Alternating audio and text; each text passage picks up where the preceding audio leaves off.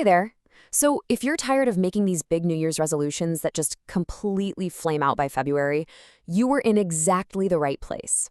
Today, we're not just talking about goals, we are building your blueprint for 2026. This is a clear, actionable system that's designed for actually living your best year, not just planning it. Let's dive in. You know the story, right? It's January 1st, you're filled with this massive ambition. You feel totally motivated for like 2 weeks. But as folks like Matt Gray point out, by the time mid-January rolls around, those plans are, well, they're usually ancient history. We've all been there. So what is going on? Why does this keep happening?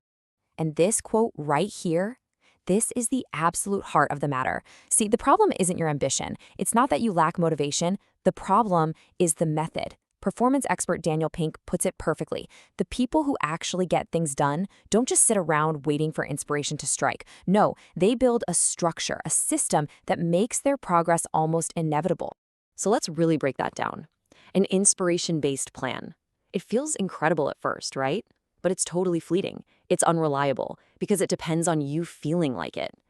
A system-based plan, on the other hand, is built to last. It's durable, it's consistent. Think of it like an engine that keeps you moving forward even on the days you have zero motivation. And today, that's exactly what we're going to build, your engine. Okay, step one is all about reflection.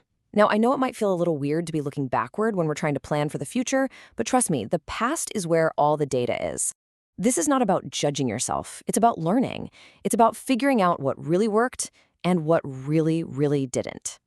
The whole idea here is to turn that pain into an actual plan. Daniel Pink calls this the regret review. It's so simple, but so powerful.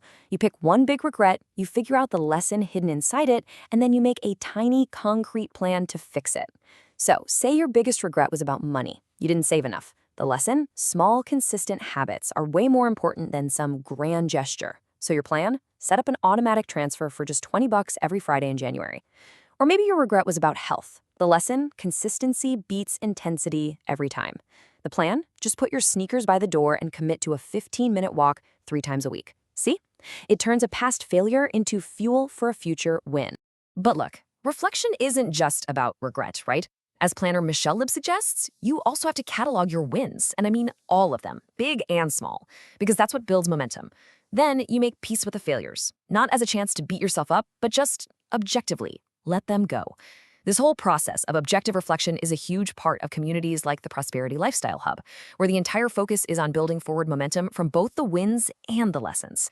The goal here is to get that hard data you can carry into 2026. All right, now that we've got all those valuable lessons from our past, it's time for step 2, designing your vision. This is the fun part. This is where we stop reflecting and we start intentionally creating. We're literally going to architect a year that feels like it's truly yours. Before you can build anything, you have to clear the ground, and that means getting rid of all the shoulds. You know, the goals you picked up from social media, or your family, or just society in general. You have to ask yourself, am I chasing this because I genuinely want it, or because I think I should want it? You gotta be brutally honest here.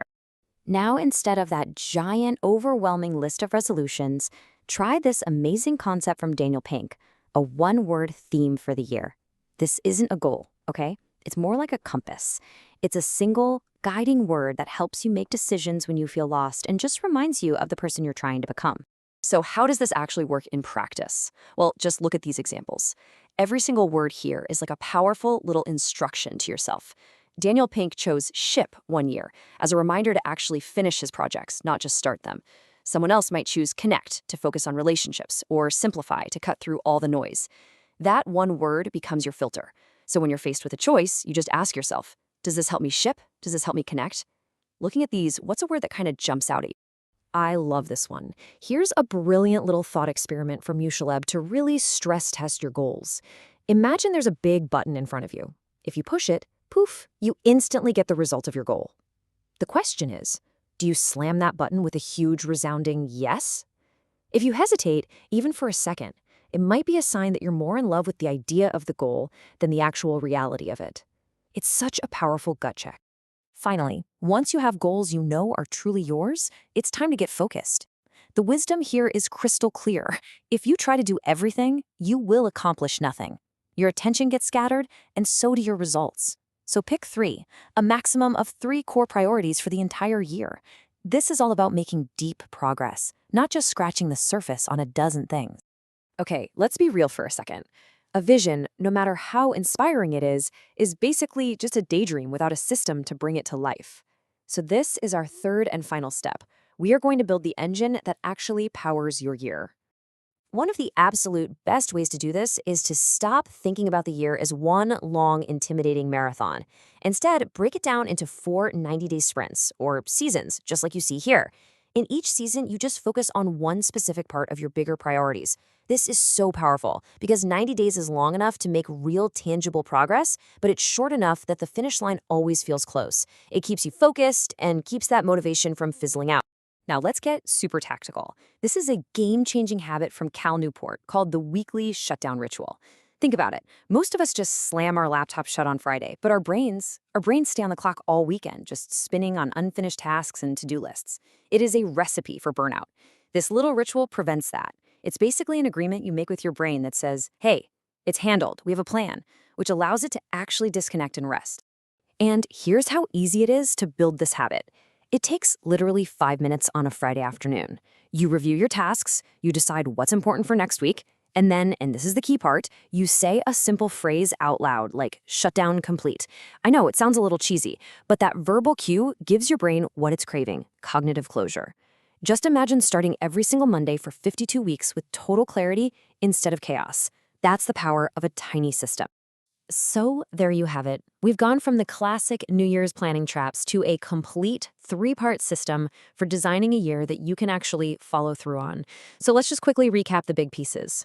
These are the 3 pillars. First, you reflect on 2025 to pull out the lessons, not just beat yourself up over failures. Second, you design a vision that's authentically yours, guided by that single powerful theme. And third, you systemize your execution with those manageable 90-day seasons and tiny weekly rituals that build incredible momentum. See, this isn't about hope or inspiration. It's about architecture. It's the kind of intentional design that amazing communities like the Prosperity Lifestyle Hub are built on.